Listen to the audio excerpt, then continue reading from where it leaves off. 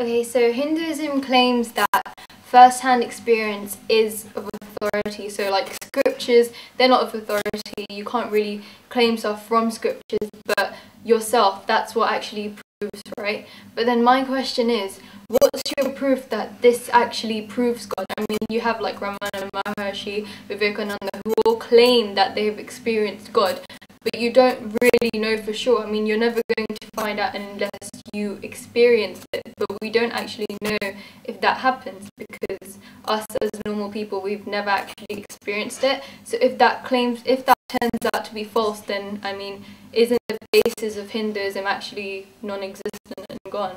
Okay, see, in 2 ticks you have destroyed the foundation of Hinduism in all the work we do, but so be it.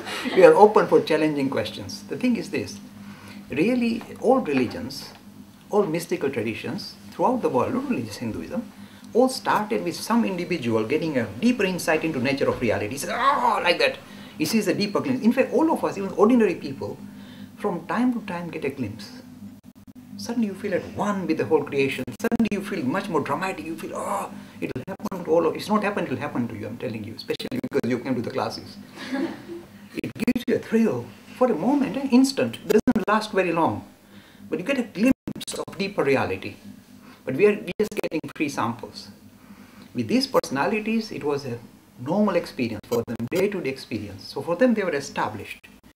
Now you see, this young girl is asking, but how can we be sure? Because they had the experience, not us. So how can we rely on just, because we are not allowed to stick to the scriptures is considered secondary.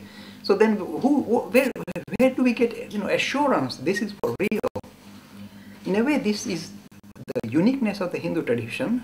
It says there is nothing you can hang on to. Until you experience God for yourself, always be inquisitive, be challenging, keep sorting yourself, keep thinking for yourself. The important thing is makes you think for yourself. So if you think this seems to be right, this guy can't be just wondering, Ramana Maharshi must be a genuine chap. I look at his life, I look at it, he's a very thrilling chap. So there is something going on, but I can't be sure about it because my religion says until you experience God, don't be sure. So it may appear like a negative, but it's not negative, it's very positive because it forces you to find God for yourself. This is the good part. So it insists that you find God for yourself until they don't believe. So if whatever you heard, you may sound very colorful, but the thing is, I am telling you, don't believe until you touch base with it yourself. Don't. If you just follow back, oh, it's written in Bhagavad Gita, so what? Unless you experience God, you are never sure. Be humble, be inquisitive, be challenging until you touch base with this thing that we are talking about. And that's the openness of the system. It doesn't get frightened by such questions.